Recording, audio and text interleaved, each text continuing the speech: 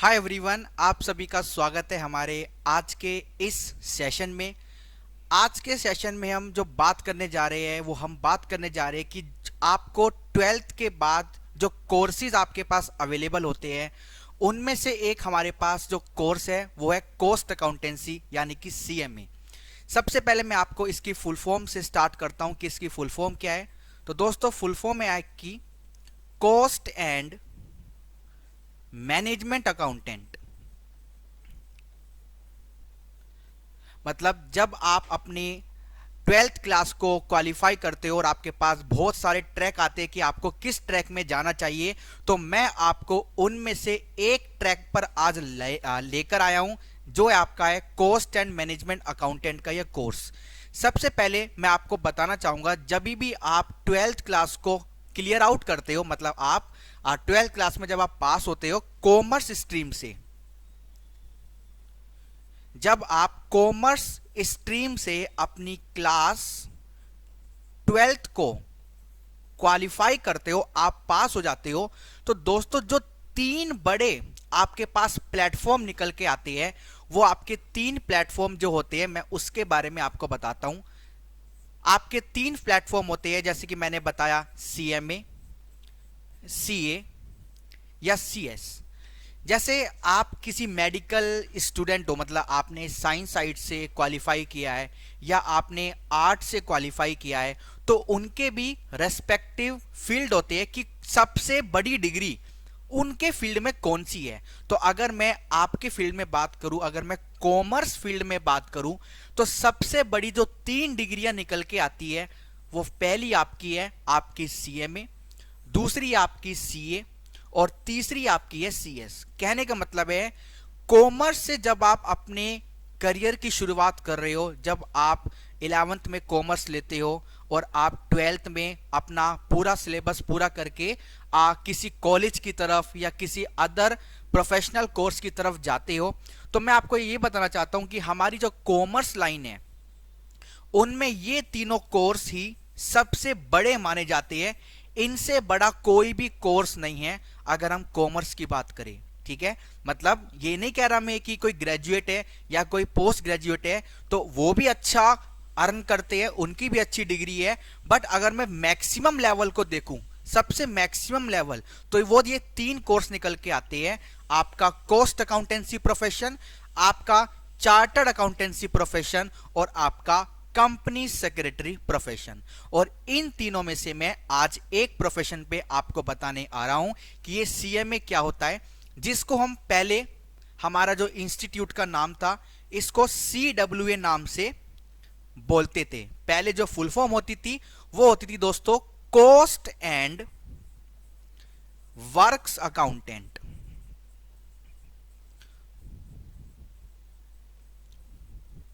और मैं भी एक CMA हूं, मैं भी एक कॉस्ट अकाउंटेंट हूं, तो आपको और बेहतर लगेगा मुझसे जानकारी प्राप्त करने में कि ये कोर्स क्या है, इससे हम क्या क्या अपने डिजायर पूरा कर सकते हैं, किस किस फील्ड में हम काम कर सकते हैं, क्या क्या अपॉर्चुनिटी अवेलेबल होती है, कहां कहां पर हमारे साइन की जरूरत होती है, मतलब कौन सा काम ऐसा है जो सिर्फ एक कॉस्ट अकाउंटेंट के साइन के बगैर होगा ही नहीं।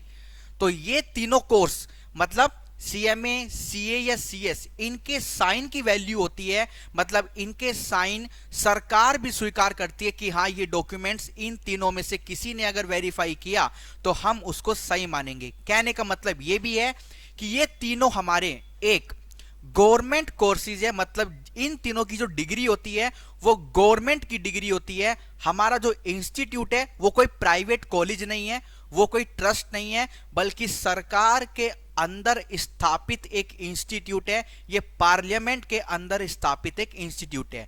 अगर मैं कॉस्ट अकाउंटेंसी की बात करूं, चार्टर्ड अकाउंटेंसी की बात करूं या फिर मैं कंपनी सेक्रेटरी की बात करूं, ठीक है, पॉइंट क्लियर है। तो पहले जो हमारी डिग्री थी उसको हम बोलते थे कॉस्ट एंड वर्क्स अकाउंटेंट। पहले हमको, जैसे अगर मैं पहले क्वालिफाई होता तो मेरे को बोलते CWA उज्जवल जैन, आज मुझे क्या बोलते हैं CMA उज्जवल जैन। तो ये तो इन्होंने, इंस्टीट्यूट ने अपना नाम चेंज किया है। तो इसमें आपको क्या मिलती है, एक आपके नाम के आगे पहचान मिलती है।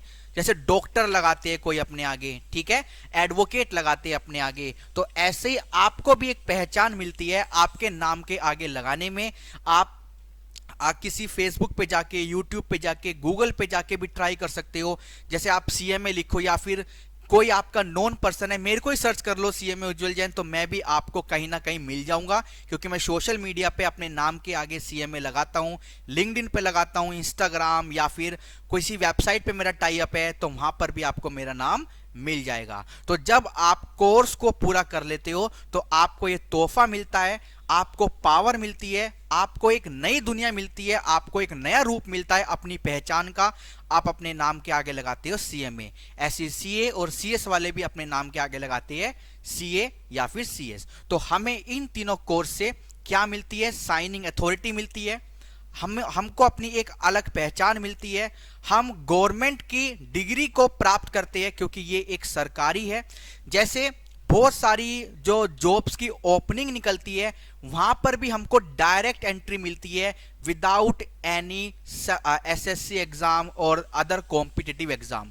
तो हमारी ये तीनों डिग्री सबसे बड़ी मानी जाती है अगर हम कॉमर्स फील्ड की बात करें। तो आइए अब मैं आपको एक बार कॉस्ट एंड वर्क्स अकाउंटेंट जो हमारा पहला डिग्री था, अब जिसका नाम सीएमए हो चुका है, अब मैं उसकी बात आपसे करने जा रहा हूं। ठीक है, चलिए। तो दोस्तों ये हमारा एक प्रोफेशनल कोर्स है। अगर आप क्लास 12th के एग्जाम अभी दे रहे हो तो भी आप फाउंडेशन में, मतलब जो हमारा ये पूरा कोर्स है, ये जो हमारी पूरी सीएमए की जर्नी है, ये जो हमारी पूरी सीएमए की जर्नी है, इसमें आपके 3 लेवल आते हैं। फर्स्ट आता है आपका फाउंडेशन,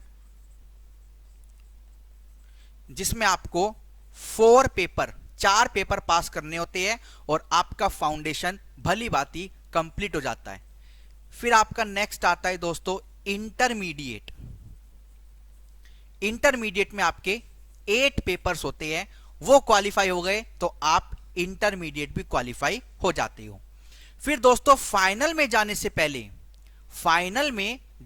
पहले आपको थोड़ा काम सीखना होता है। भाई आप एक इतनी बड़ी डिग्री लेने जा रहे हो तो डिग्री लेने से पहले थोड़ा काम तो पता हो ना, अकाउंटिंग के टूल्स, अकाउंटिंग कैसे करते हैं, टैक्सेस के साथ कैसे डील करते हैं, रिटर्न्स को कैसे फाइल करते हैं, ऑडिटिंग कैसे करते हैं, कॉस्टिंग कैसे करते हैं।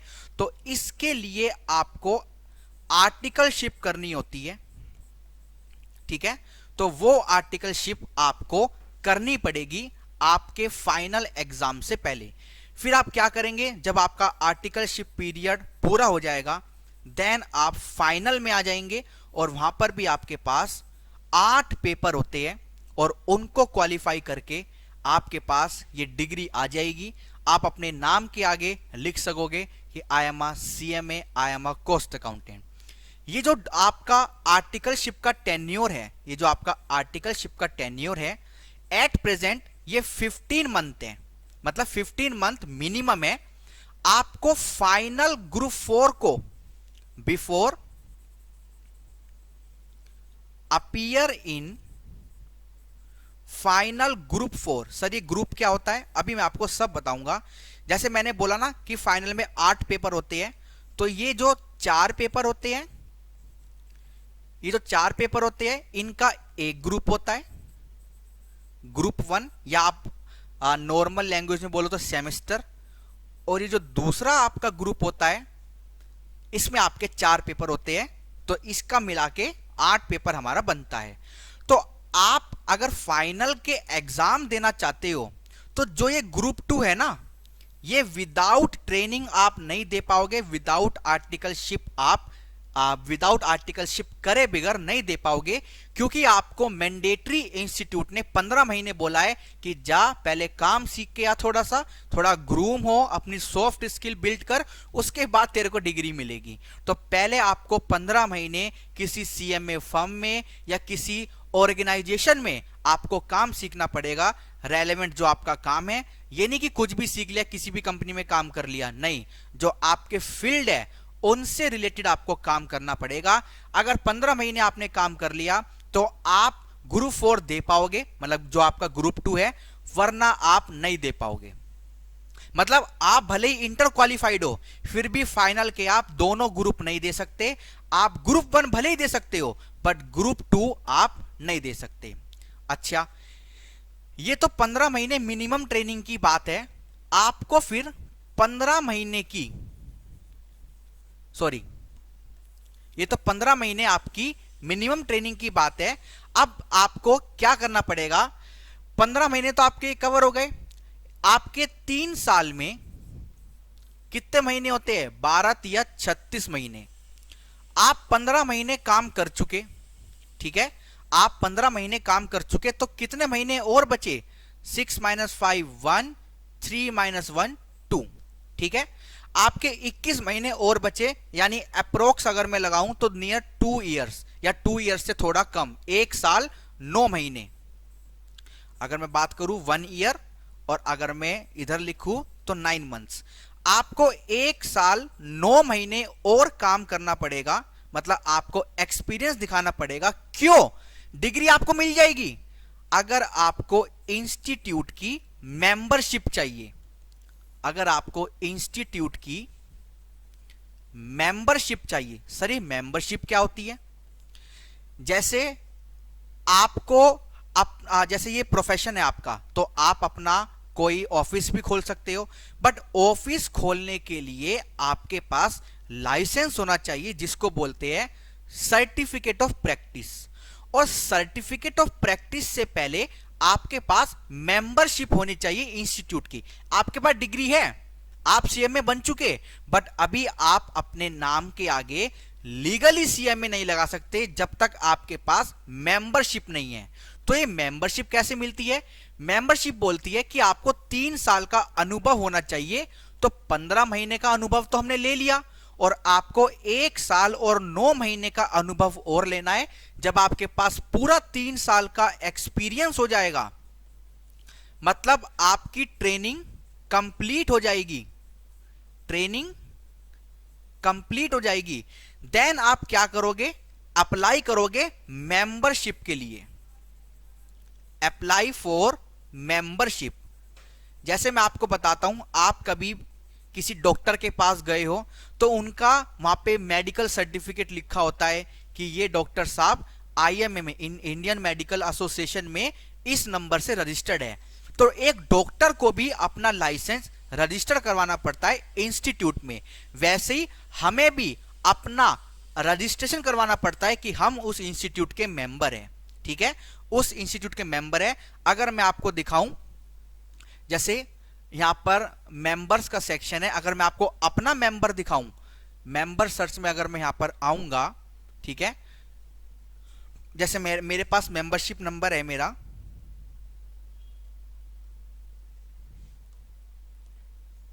ये देखिए मेरा नाम निकल के आ गया है, मेंबरशिप नंबर, मेरा नाम, कैटेगरी ए, मतलब मैं एसोसिएट हूं, अभी एसोसिएट कॉस्ट अकाउंटेंट हूं। दूसरी कैटेगरी होती है फेलो की। जब आप 5 साल का एक्सपीरियंस और दिखा दोगे, अब 3 साल बाद तो आपको मिल गया मेंबरशिप नंबर, 5 साल और काम करो, फिर आपको जो अपने नाम के आगे FCMA लगाने का मौका मिल जाएगा। मेरी ईमेल, मेरी क्वालिफिकेशन, COP, क्या आप प्रैक्टिस करते हो? क्या आपका अपना ऑफिस है? नहीं, मेरा ऑफिस नहीं है, इसलिए मेरे पास सर्टिफिकेट ऑफ प्रैक्टिस नहीं है। मेरा स्टेटस क्या है? अभी एक्टिव है, मैं अभी मेंबर हूं इंस्टीट्यूट का, ठीक है। अगर आप अपना मेंबरशिप नंबर विड्रॉ कर लेते हो या इंस्टीट्यूट विड्रॉ कर देता है, तो उसका यहां पे रीजन लिखा आता है। अभी मेरे केस में ऐसा नहीं है। तो ये आपका प्रोसेस होता है मेंबरशिप को लेने का। तो दोस्तों ये हमारी इंस्टीट्यूट की वेबसाइट है, बट इस पर आने से पहले मैं आपको एक बार क्लियर बता देता हूं कि हमने कहां से स्टार्ट किया था, हम क्या करने जा रहे थे। हम आपके करियर के लिए बात करने जा रहे हैं कि आपको क्या करना है जब आप अपना क्लास 12th को कंप्लीट करते हो कॉमर्स स्ट्रीम से। तो आपके पास क्या क्या रास्ते खुलकर आते हैं, कहां कहां पर आप अपनी किस्मत को आजमा सकते हो, कहां कहां पर आप अपना करियर बना सकते हो, और कैसे आप बहुत सारा पैसा, बहुत सारी नॉलेज और अपना एक फ्यूचर बना सकते हो इंडस्ट्री में, ठीक है। तो ये कॉस्ट अकाउंटेंसी का प्रोफेशन आपके लिए बहुत अच्छा है। कॉस्ट अकाउंटेंट बड़ी बड़ी कंपनी में सरकारी नौकरी में, मतलब गवर्नमेंट जॉब में बड़ी बड़ी पोस्ट पर बैठे हैं। अगर मैं आपको एक बार कंपनी के जॉब पोर्टल पे लेकर चलूं तो आपको मैं दिखाऊंगा कि कितनी कितनी यहां पे जो आपकी वो आती है वैकेंसीज, वो आपकी निकल के आती है। ये देखो, inviting application for qualified CMA candidate as a consultant at GST Suvidha. ये देखो हुडको लिमिटेड, ये देखो ये आपकी कॉस्ट अकाउंटेंसी फर्म है। ये देखो गार्टनर जो आपकी बिग 6 फर्म में आती है, उनकी भी यहां पर ओपनिंग आती है हमारे सीएमएस के लिए। अगर मैं पे पैकेज की बात करूं तो ये सारी कंपनीज हमारे प्लेसमेंट में आती है, मतलब इंस्टीट्यूट द्वारा। जो institute of cost accountants of India है, हमारे दिल्ली में लोधी रोड में है, नोएडा में है, हमारा जो मेन हेड ऑफिस है वो कैलकाटा में है। तो ये सब क्या कराता है, कंपनीज को बुलाता है, कंपनीज खुद आती है इंस्टीट्यूट में, वहां पे पूरी प्लेसमेंट ड्राइव होती है। Accenture, Philips, Vedanta, ITC, Nestle, there are various companies including private, including public company and including government company, including MNC company, including big firms. Cost accountancy firms भी यहां पर क्या करती है, अपना पार्टिसिपेशन देती है आप लोगों को हायर करने के लिए, क्योंकि सबको रिसोर्स की जरूरत होती है। नए नए जो ट्रेंड होते हैं, नई मार्केट में जो फ्रेशली क्वालिफाइड होते हैं, उनकी जरूरत होती है। ठीक है, तो ये सारी हमारी क्या है, वेबसाइट है। यहां पर आप क्या कर सकते हो, आकर अपने लिए देख सकते हो कि भाई कहां कहां पर ओपनिंग निकली हुई है और कहां कहां पर मैं जा सकता हूं, कहां कहां पर मैं अप्लाई कर सकता हूं। ठीक है, ये सारी जो ओपनिंग्स है आप इनको एक बार देख सकते हो। यहां पे पूरा का पूरा अवेलेबल है कि भाई कौन कौन सी कंपनीज हमारे पास आती है। देखो पैकेज भी है, 27 लाख का मैक्सिमम पैकेज गया हुआ है। उसके बाद जो एवरेज पैकेज जाता है, मतलब अगर आपकी इंस्टीट्यूट के कैंपस प्लेसमेंट में सिलेक्शन हो गया तो मिनिमम 7 लाख रुपए का पैकेज होता है, और इसके बाद बढ़ता रहता है भाई, जैसे आपका लक, जैसे आपके मार्क्स, जैसा आपका इंटरव्यू गया, ये सब डिपेंड करता है। बट मिनिमम अगर लग गई तो मिनिमम 7 लाख का पैकेज मिलेगा ही मिलेगा। उसके बाद बढ़ता रहता है 8 लाख, 9 लाख, 10 लाख, 12 लाख, जैसे भी कंपनीज की रिक्वायरमेंट होती है, कंपनीज का पे स्केल जो भी होता है, उसके अकॉर्डिंग आपको क्या मिलता रहता है, पैकेज मिलता रहता है। ठीक है, अगर हम अवर रिक्रूटर में बात करें तो इन सब की रिक्रूटर यहां पे है कि भाई देखो कौन कौन हमारे यहां आता है, सबकी लिस्ट है। ये कंपनीज आ चुकी है अभी तक, फ्यूचर में भी आती रहती है जब भी इनको रिक्वायरमेंट्स होती है। ठीक है, ये हमारा कैंपस प्लेसमेंट है। कैंपस प्लेसमेंट की अगर बात करेंगे हम, कैंपस प्लेसमेंट शेड्यूल भी यहाँ पे अवेलेबल है। जैसे आप क्वालिफाई कर जाओगे, फाइनल क्वालिफाई कर जाओगे तो आपको नोटिफिकेशन आती है। देखो आपका, अगर आप मुंबई में हो तो आपका 8 तारीख का कैंपस प्लेसमेंट है जो अभी रिसेंटली हुआ था, 9:30 बजे आपको आना है। कंपनीज देखो यहाँ पे कौन कौन सी आ रही है। कंपनीज की अगर मैं बात करूं मुंबई की, Indian Oil, Tata Motors, Larsen and टर्बो, Vedanta, ITC, Accenture, Capita India, ITC, Sitel, CEAT, UBS, इन्वीनियो, अगेन कैपिटिया, कैंपिनी, उसके बाद आपकी कॉन्सर ग्लोबल, होल्शम, डूपॉन्ट, आईसीआईसी, पैनासोनिक, ये सारी मैन्युफैक्चरिंग कंपनी या फिर सर्विस इंडस्ट्री की कंपनी हमारे पास आती है। Indian railway finance corporation limited, GAIL limited, power finance corporation limited, most of the richest and the expensive PSU of the India, मतलब गवर्नमेंट कंपनीज, आरईसी लिमिटेड, ये सारी कंपनी, जेनपैक्ट आपकी जो मशहूर कंपनी है जेनपैक्ट, वो भी यहां पर आती है। ठीक है, डिलॉयट जो आपकी बिग 4 में है, जेएलएल, ऑलराइट, ये सारी कंपनीज, ईवाई ये भी बिग 4 का एक पार्ट है। ठीक है, ये सारी कंपनी हमारे कैंपस प्लेसमेंट में आती है। और ये बात तो दोस्तों कैंपस प्लेसमेंट की है, रेगुलर टाइम पे ओपनिंग्स निकलती रहती है जहां पर आप क्या कर सकते हो, अप्लाई कर सकते हो, और वहां पर आप अपनी सीवी को डालकर, जैसे मैं अगर यहां पे बात करूं, ये देखो सारी की सारी कंपनीज यहां पे अवेलेबल है। ये देखो CMA CMA CMA CMA CMA CMA CMA CMA inter, या हालांकि इंटर वालों की भी जॉब लग जाती है जब अगर कोई ओपनिंग अच्छी आती है। Indian bank, Haryana Vidyut Prasaran Nigam Limited, Indian Institute of Forest Management, ये सब गवर्नमेंट है, government. Indian Maritime University, Central Board of Irrigation and Power, और यहाँ पे बहुत सारी वैकेंसी होती है। जब उनकी टाइम लिमिट खत्म हो जाती है तो वो वैकेंसी यहां से हट जाती है। तो there are n number of vacancies in the government sector, in the private sector, in the public sector. और अगर आपको अपना बिजनेस करना है तो आप अपनी फर्म भी ओपन कर सकते हो, ठीक है, आप अपनी फर्म भी ओपन कर सकते हो और आप अपना खुद का बिजनेस भी कर सकते हो। जैसे हमारी कॉलोनी में डॉक्टर साहब बैठे हैं, ऐसी आप कॉस्ट अकाउंटेंट साहब अपने कॉलोनी में, अपने इलाके में, अपने शहर में अपना खुद का व्यापार स्टार्ट कर सकते हो, किसी स्टार्टअप कंपनी को स्टार्ट कर सकते हो, एजुकेशन फील्ड में आ सकते हो। There are n number of field जब आप एक प्रोफेशनल कोर्स को करते हो।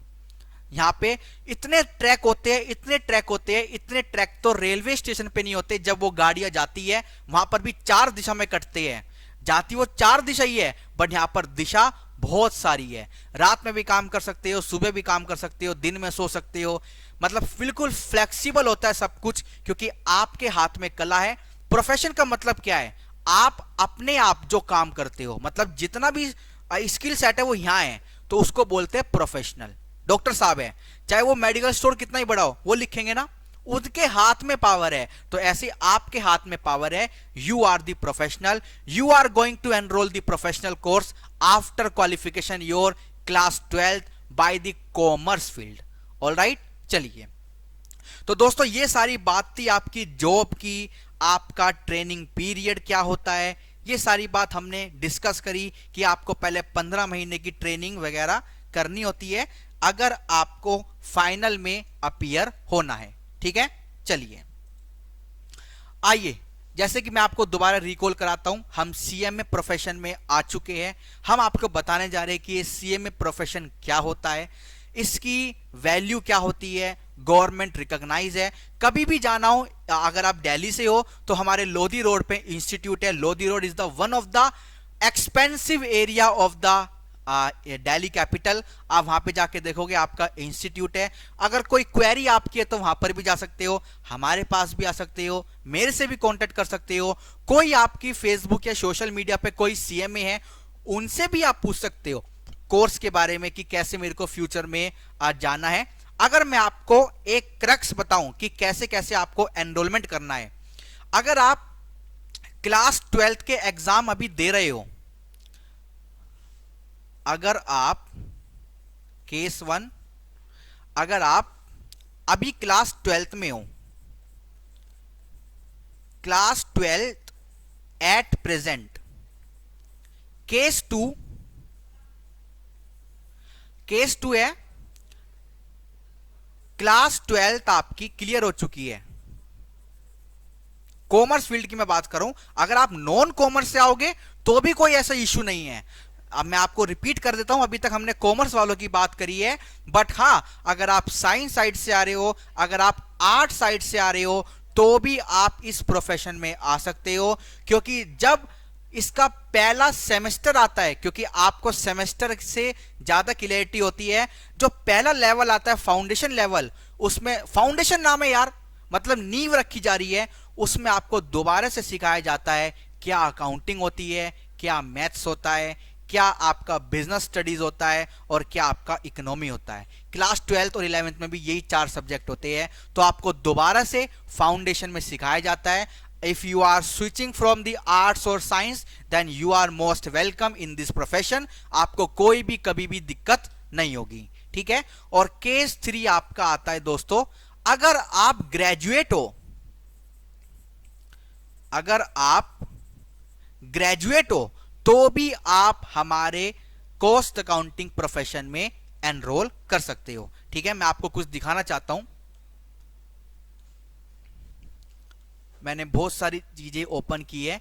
ये तो मेरा सब्जेक्ट है, मैं इसके पास भी आपके पास आऊंगा, ठीक है। ये देखो यहां पे है, अगर आप फाउंडेशन कोर्स में आना चाहते हो तो आपने क्लास 12th क्वालिफाई कर रखी है और अभी आप 12th में हो, तो आप 12th में हो ना, तो आप हमारे कोर्स में आ सकते, 11th में नहीं, 12th में हो ना, आप हमारे कोर्स में एनरोल कर सकते हो, पेपर भी दे सकते हो, बट रिजल्ट से पहले आपको अपना 12th का हमको सर्टिफिकेट देना पड़ेगा कि यू आर क्वालिफाइड क्लास 12। अगर सर्टिफिकेट हमें नहीं मिलेगा तो आपको फाउंडेशन का रिजल्ट हम डिक्लेयर नहीं करेंगे। ठीक है, चलिए 10+2 पास और its equivalent student appearing for 10+2 also apply on provisional basis. तो अगर आप 10th क्वालिफाइड हो तो आपको 10+2 क्वालिफाई करना पड़ेगा अगर आपको CMA एग्जामिनेशन में आना है। अगर आप अभी अपीयरिंग हो तो भी आ सकते हो, बट रिजल्ट से पहले, मतलब CMA के रिजल्ट से पहले, जैसे आपने 12th के पेपर दे रहे हो, मैं अपनी बताता हूं, मेरे मई में 12th के पेपर थे, जून में फाउंडेशन के पेपर थे, तो फाउंडेशन के पेपर मैंने दे दिए और 12th के भी दे दिए, बट फाउंडेशन CMA फाउंडेशन का रिजल्ट आने से पहले मेरे को 12th का पास सर्टिफिकेट अगर मैं हो गया तो वो देना पड़ेगा इंस्टीट्यूट को, वरना आपको CMA फाउंडेशन का रिजल्ट नहीं दिखेगा ऑनलाइन, आप कुछ भी नहीं कर सकते। ठीक है, चलिए तो मैं एक बार वापस आता हूं जहां हम लिख रहे थे। केस 1 आपका है, अगर आप अभी क्लास 12th में हो, यू कैन प्रोविजनली अप्लाई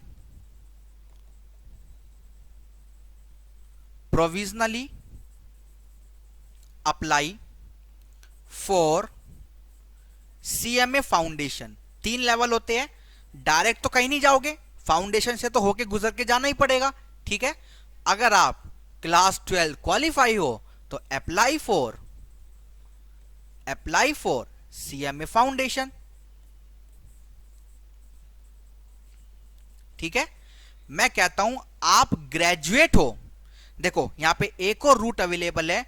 अगर आप सीधा इंटरमीडिएट में 3 लेवल होते हैं ना, अगर आप फाउंडेशन नहीं देना चाहते तो क्या रास्ता है?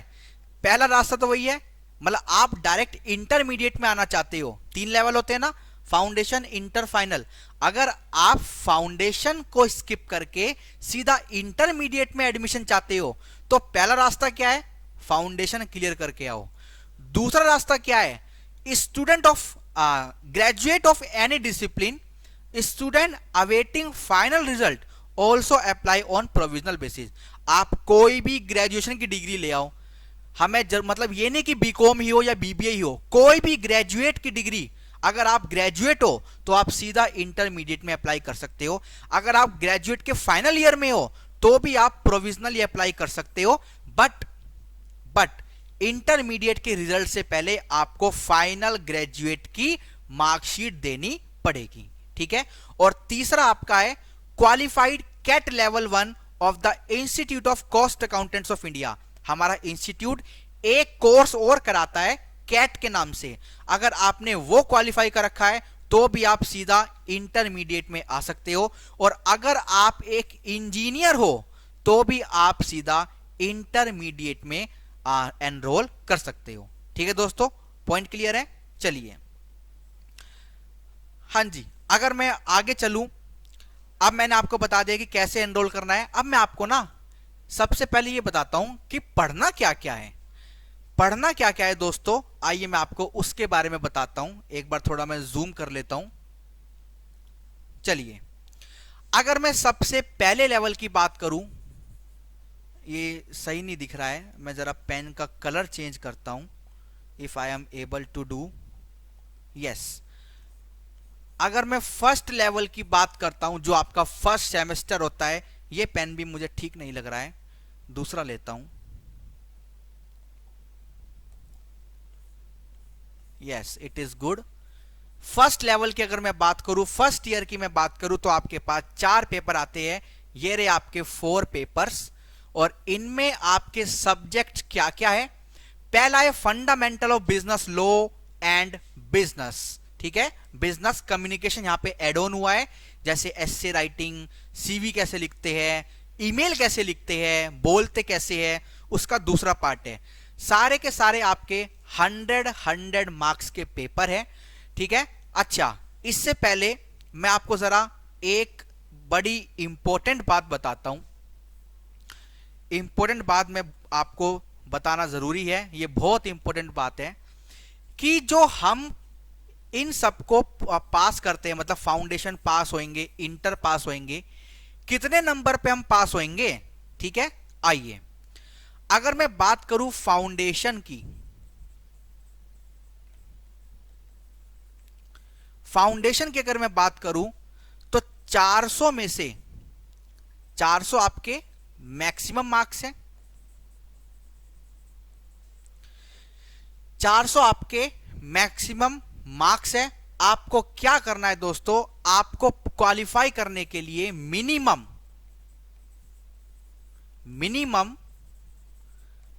200 मार्क्स लेकर आने हैं चारों सब्जेक्ट में। अब जैसे मैं पेपर 1 की बात करता हूं, मैं पेपर 2 की बात करता हूं, पेपर 3 की बात करता हूं, पेपर 4 की बात करता हूं, तो आपके 100 नंबर के चारों पेपर यहां पर अवेलेबल है। ठीक है, 100 नंबर के चारों पेपर आपके पास अवेलेबल है। अब 200 लाने के लिए आपको सब में आधे आधे नंबर लाने का टारगेट रखना पड़ेगा, बेर मिनिमम। तो इक्वल आपके 200 हो जाएंगे और आप क्वालिफाई हो जाओगे। मैं कहता हूं मेरे पेपर नंबर 1 में ना, पेपर नंबर 1 में मेरे आए 45 नंबर, मेरे पेपर नंबर 2 में आए 60 मार्क्स, पेपर नंबर 3 में मेरे आए 55 मार्क्स। ठीक है, और पेपर नंबर 4 में मेरे आए 40 मार्क्स। बताओ क्या मैं पास हूं? हां। क्यों? क्योंकि इन सब का एग्रीगेट 200 बन रहा है और इंस्टीट्यूट को भी 200 चाहिए। 45 प्लस 55 100, 60 और 40 100, 200 नंबर यहां पर आपके आ गए, आप पास हो। ठीक है, बट एक गंभीरता यहां पर है, आपको हर सब्जेक्ट में मिनिमम 40 मार्क्स लाने ही लाने हैं। इस वाले एग्जाम्पल में 40 थे, अब मैं आपको अगले एग्जाम्पल पे लेके चलता हूं। यहां पे आए आपके 30, यहां पे आए आपके 70, यहां पे आए आपके 40 और यहां पे आपके आए 60। अब 70 प्लस 30 और 40 प्लस 60 आपके 200 तो बन रहे हैं, 200 बन रहे हैं, बट क्योंकि आप इस वाले पेपर को क्वालिफाई नहीं कर पाए, तो आपको ये चारों के चारों पेपर दोबारा से देने पड़ेंगे। देखो बन रहा आपका 200 ही है, बट आप क्वालिफाई नहीं हो, क्योंकि आप एक पेपर में मिनिमम जो कोटा है वो 40 नंबर को अचीव नहीं कर पाए। तो अब आपको ये चारों पेपर दोबारा देने पड़ेंगे। यहां पे कोई बैक का कॉन्सेप्ट नहीं है कि अगली बार इसको दे देंगे, नहीं भाई, एक ग्रुप है ये। अगर ये मतलब आपकी 4 फिंगर्स है या फिर 4 हैंड्स है या फिर एक गाड़ी के 4 पहिए हैं, अगर एक भी गया तो भाई पूरी गाड़ी आपकी ठुकेगी ठुकेगी, नई गाड़ी वापस से आपको लेनी पड़ेगी। ठीक है, फाउंडेशन में आपको चारों पेपर दोबारा देने पड़ेंगे। यहां तक क्लियर है? वीडियो पॉज करके अपने मन में एक बार इसको देख लो, ये क्या है। कंफ्यूजन होती है जब आप किसी नए कोर्स में आते हो, और ये बिल्कुल नई टेक्निक है, ये हमारे जैसे प्रोफेशनल कोर्स में ही होता है। ठीक है, चलिए अब मैं आपको इंटरमीडिएट में लेकर चलता हूं।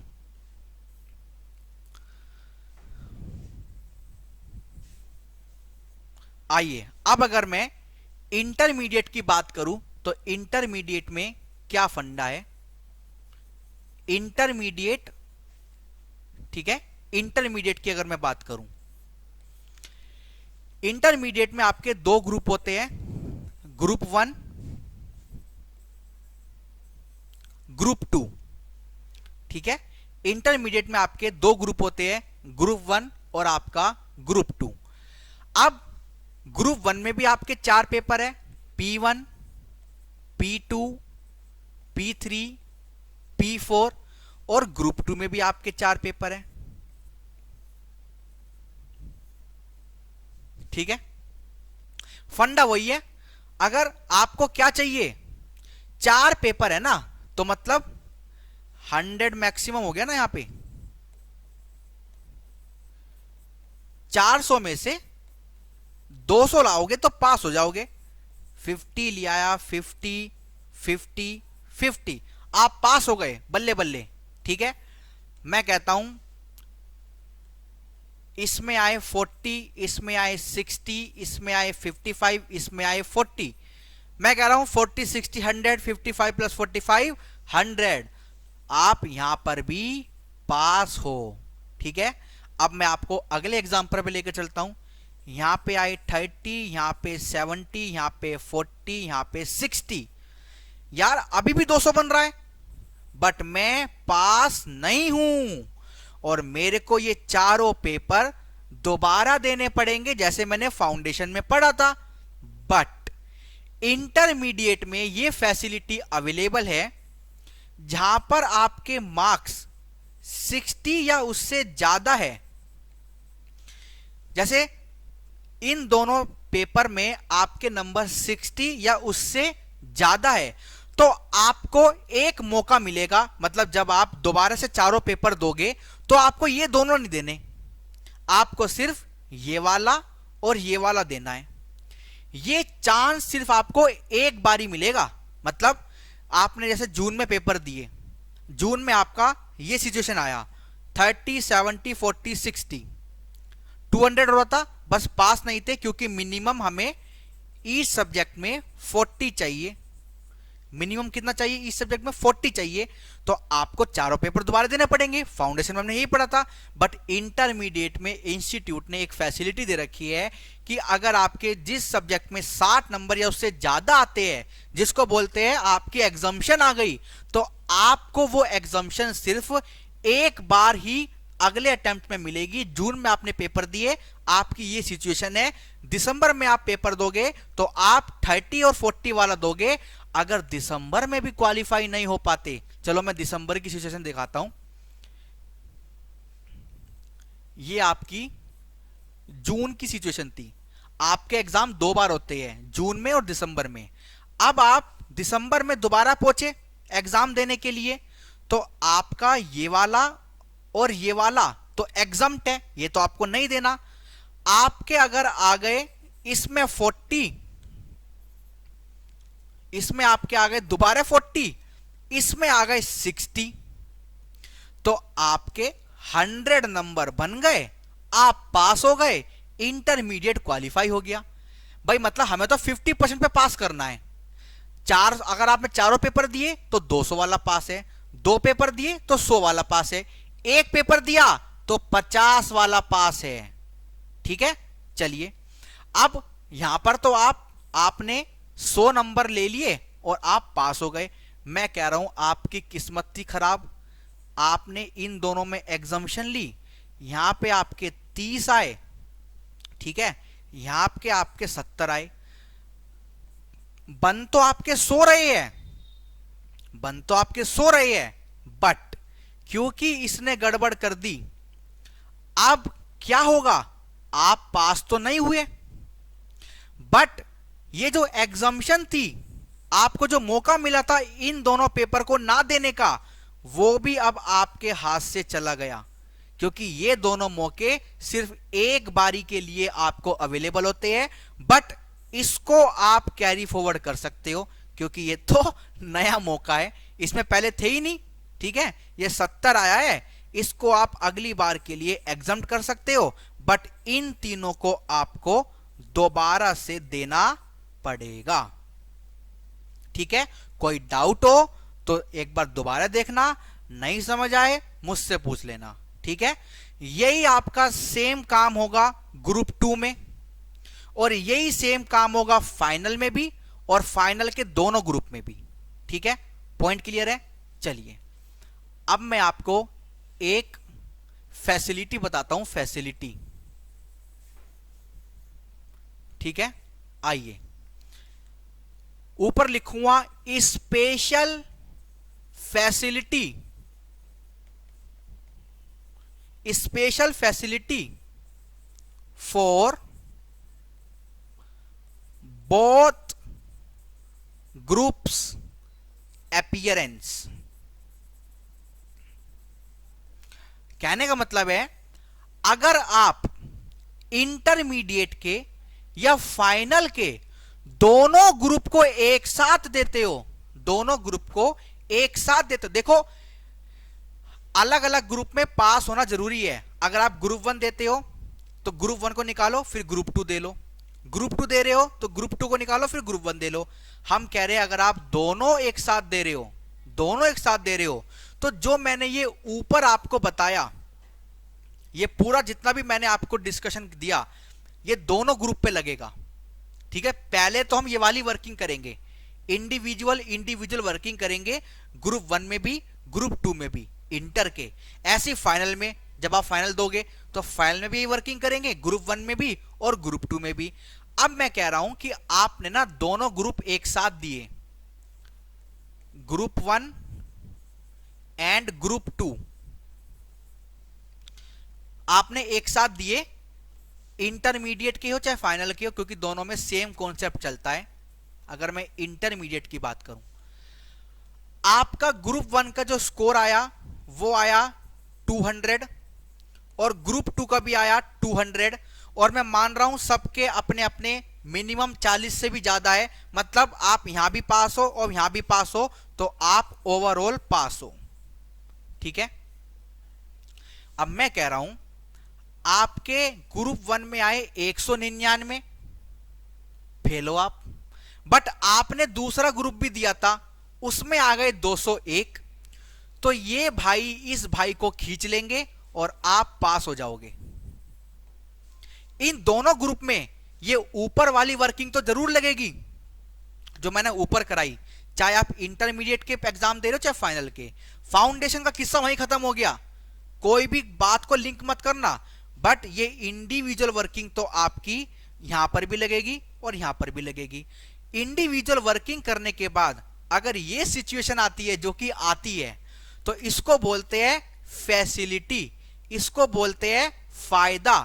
कौन सा फायदा? दोनों ग्रुप को एक साथ देने का। देखो ज्यादा रिस्क उठाओगे तो ज्यादा रिटर्न भी मिलेगा। अगर आप आटो के आटो पेपर एक साथ देते हो और एक साथ निकल जाते हैं, 6 महीने बचेंगे, जल्दी नौकरी करोगे तो जल्दी पैसा मिलेगा। और अगर भगवान ना करे ऐसी सिचुएशन आती है, जो कि आती है, बहुत देखी है मैंने, तो आप इंटरमीडिएट क्वालिफाई कर जाओगे। बट याद रखना इन दोनों ग्रुप में अलग अलग ये वाले रूल जरूर लगेंगे जो मैंने ऊपर कराए, और सेम आपका फाइनल में भी लगेगा। ठीक है, चलिए बहुत सारी बातें हो चुकी है, अब मैं आपको सब्जेक्ट के ऊपर लेकर चलता हूं। सब्जेक्ट कौन कौन से हैं? अगर हम फाउंडेशन की बात करें, 4 हमारे पेपर है।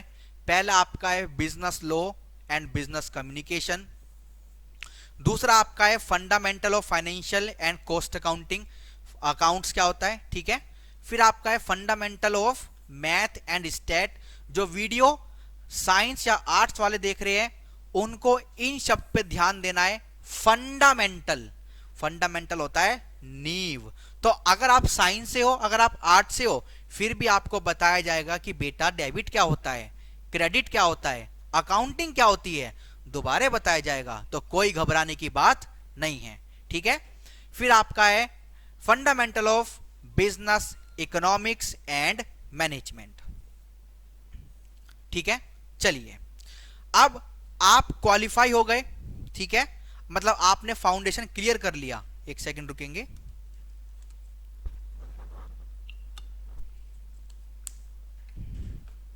हाँ जी दोस्तों, आपने फाउंडेशन क्लियर कर लिया, आपका स्वागत है इंटरमीडिएट में।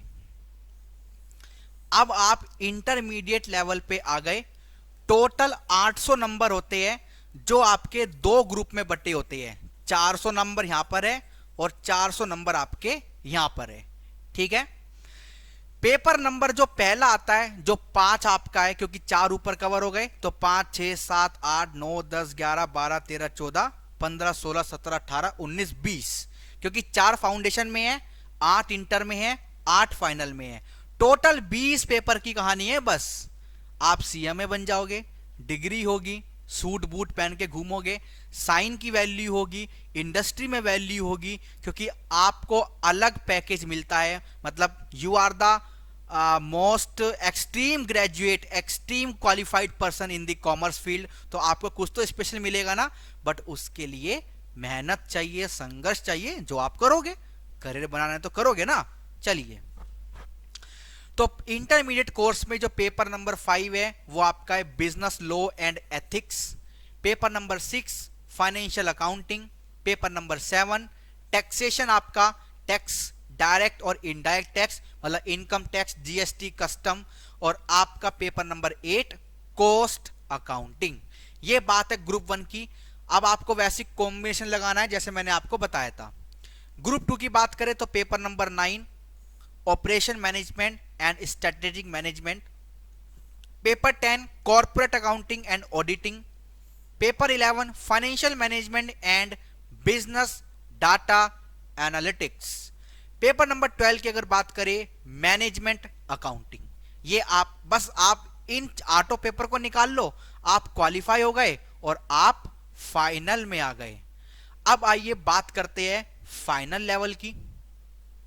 तो फाइनल लेवल में सबसे पहला पेपर आता है कॉर्पोरेट एंड इकोनॉमिक लॉज, दूसरा स्ट्रेटेजिक फाइनेंशियल मैनेजमेंट, इस शेयर मार्केट की आपको नॉलेज मिलेगी यहां पर। फिर आपका डायरेक्ट एंड इंटरनेशनल टैक्सेशन, फिर आपका स्ट्रेटेजिक कॉस्ट मैनेजमेंट। यहां पर भी आपका जो ग्रुप है वो 400 आपके यहां पर है, 400 यहां आपके यहां पर है। इनमें कैसे पास होना है वो सब मैं आपको बता चुका।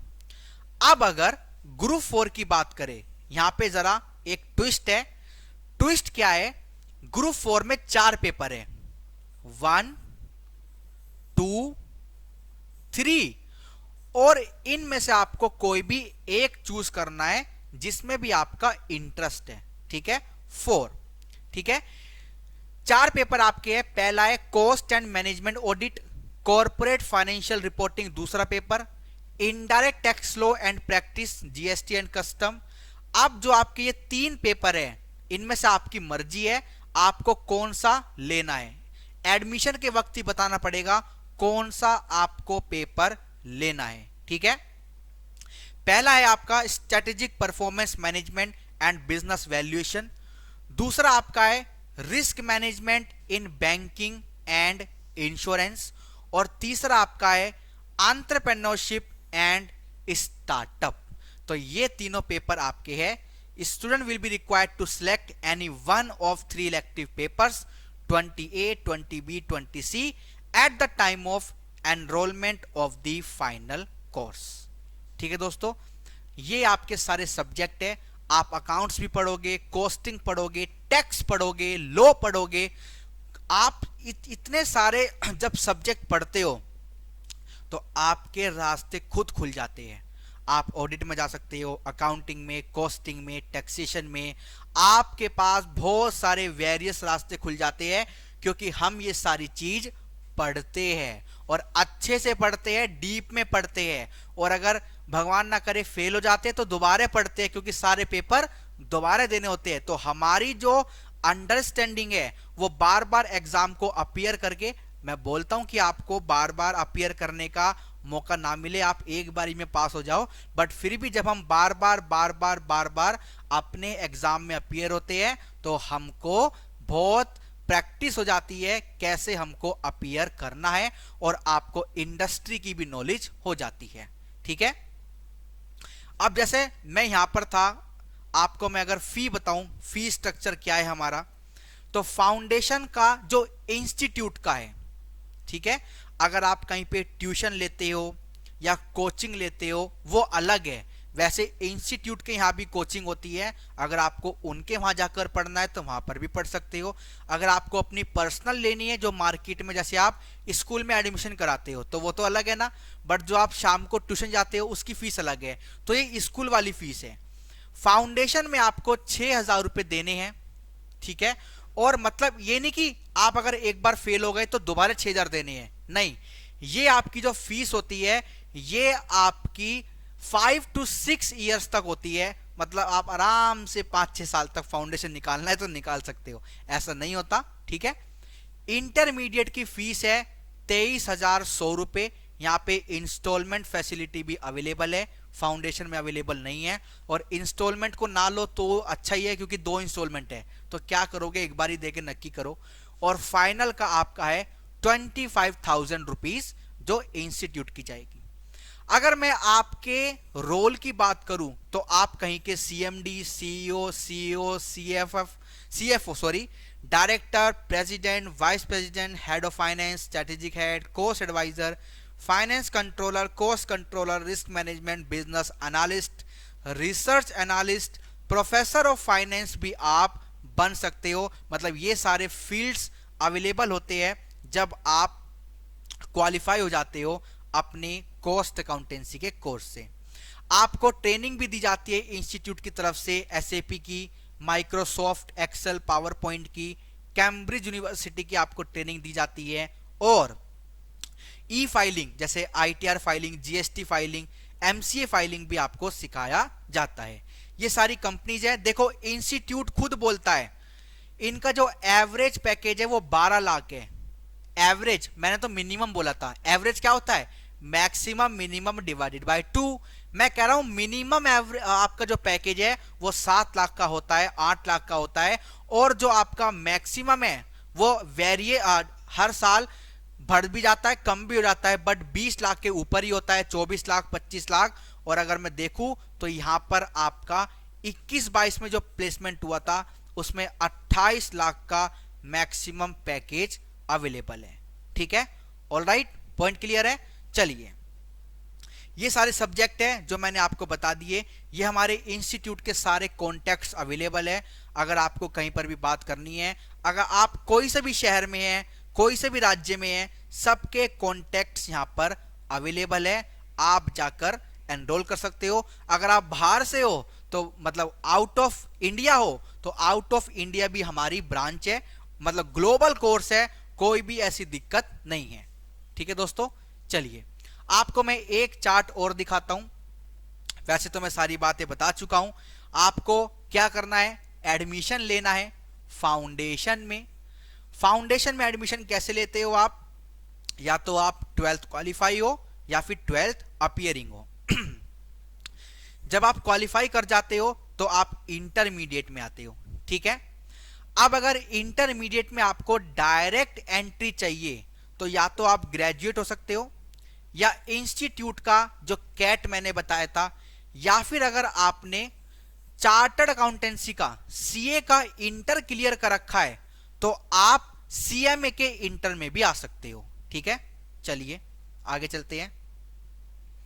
Register to intermediate course oral और पोस्टल। यहां पे 2 मोड हमारे होते हैं, ओरल और पोस्टल।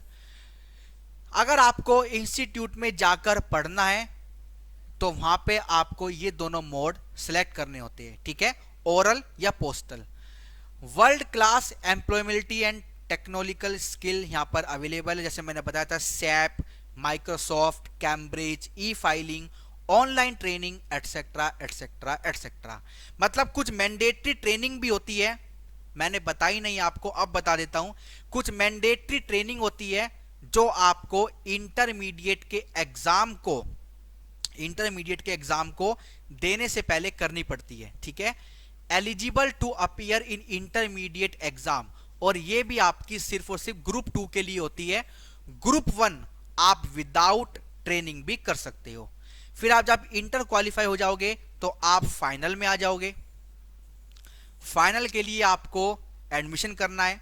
फाइनल का ग्रुप 4 देने से पहले, मतलब जो 2 ग्रुप होते हैं, या तो ग्रुप 2 लिख लो या ग्रुप 4 लिख लो, एक ही बात है।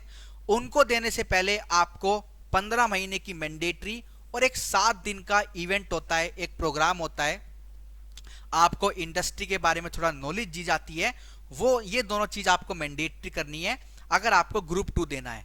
अगर फाइनल का ग्रुप 1 ही देना है तो आप विदाउट ट्रेनिंग भी कर सकते हो।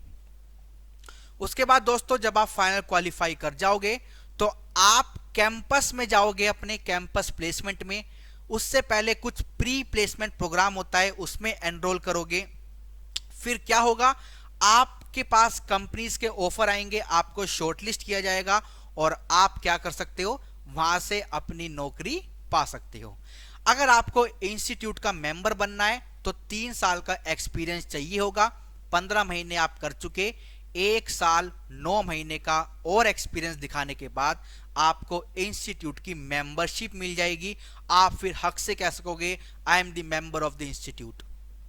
ठीक है, फिर इंस्टीट्यूट के मेंबरशिप के बाद अगर आपको अपनी प्रैक्टिस करनी है तो आप सीओपी लेकर भी अपनी प्रैक्टिस को आगे बढ़ा सकते हो।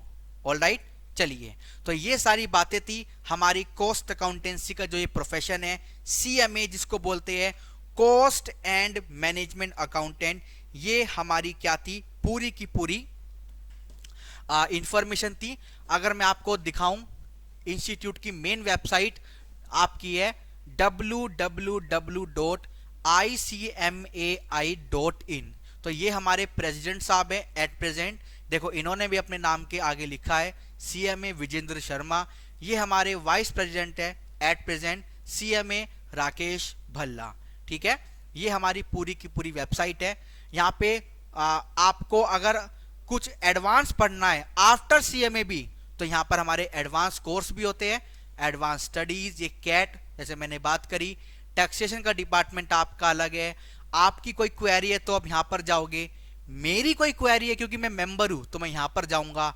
अबाउट अस में अगर आपको कुछ पूछना है इंस्टीट्यूट से, और ये इंस्टीट्यूट का होम है। ठीक है, ये सारे के सारे यहाँ पर लिंक्स अवेलेबल है कि कैसे कैसे आप अपनी कोई भी क्वेरी है, कुछ भी आपको जानना है इंस्टीट्यूट के बारे में, कोर्स के बारे में, सारी की सारी, बिल्कुल सारी की सारी, इससे बाहर कुछ नहीं है, आपको यहां पर सारी इंफॉर्मेशन अवेलेबल है। ठीक है, तो ये हमारी वेबसाइट है, आप इसको नोट कर लेना, वरना गूगल तो सब बता देता है आजकल। गूगल पे डालना www.icmai.in और आप आ जाओगे हमारे इस कोर्स में, सीएमए कोर्स में। बड़ा अच्छा कोर्स है, मैंने आपको बताया कि कहां कहां पर हमारी ओपनिंग, हर जगह ओपनिंग है, प्राइवेट हो, पब्लिक हो, गवर्नमेंट हो, एमएनसी हो, या फिर आपकी बाहर कोई कंपनी हो, ओवरसीज कंपनी हो। मतलब जैसे एक कंपनी है कल्पतरू जो इंजन बनाती है, मतलब बहुत बड़ी कंपनी है, साउथ अफ्रीका में भी प्लांट है। मतलब आप सोशल मीडिया पे या रिसर्च करोगे ना तो बड़े बड़े कॉस्ट अकाउंटेंट जो है अब्रॉड भी काम कर रहे हैं, और किसी किसी की तो इंस्टीट्यूट से ही प्लेसमेंट लगती है। तो बड़ा एक अच्छा कोर्स आपके सामने आया है, इसको प्लीज एनरोल करो। मैं पर्सनल कहता हूं क्योंकि मैं तो क्वालिफाइड कॉस्ट अकाउंटेंट हूं। I am happy with this course because I have extreme knowledge of the department of the accounts of the taxation and loss. मतलब मेरे को सब पता है, मैंने सारे सब्जेक्ट पढ़े हैं, तो कहीं भी ओपनिंग निकलती है तो मैं वहां पर एलिजिबल होता हूं अप्लाई करने के लिए, क्योंकि मेरे को वो पता है। देखो जब आप जॉब में जाते हो तो आपको सिर्फ एक छोटा सा बेस काम आता है डिग्री का, कि हाँ आपको ये आता है, आप ये कर सकते हो, और फिर वहां पर जाकर आप अपने सब्जेक्ट का पीएचडी करते हो। कैसे टैक्सेशन में काम होता है, कैसे अकाउंटिंग में काम होता है, वो आप प्रोडक्शन में जाके करते हो। जब आपकी जॉब लग जाती है या फिर आप अपना खुद का प्रोफेशन खोलते हो तो वहां पर आपको पता लगता है कि किस सब्जेक्ट की क्या अहमियत है, वो कैसे कैसे यूज होता है, कहां कहां पर यूज होता है। बुक में हमको पूरी नॉलेज मिलती है थ्योरेटिकल, बट उसके प्रैक्टिकल एस्पेक्ट आपको कंपनी में जाकर मिलते हैं जब आप अपना काम करते हो, या फिर जब आप अपना प्रोफेशन खुद का ऑफिस खोलते हो, तब आपको क्या मिलता है, ये सारा का सारा एक्सपोजर मिलता है। ठीक है दोस्तों, पॉइंट क्लियर है। चलिए, तो आपको पूरा लेक्चर मैंने समझाया। अगर कोई पॉइंट आपका अभी भी क्वेरी में है तो ये हमारी वेबसाइट अवेलेबल है, इंस्टीट्यूट की, मेरी नहीं है, इंस्टीट्यूट की है।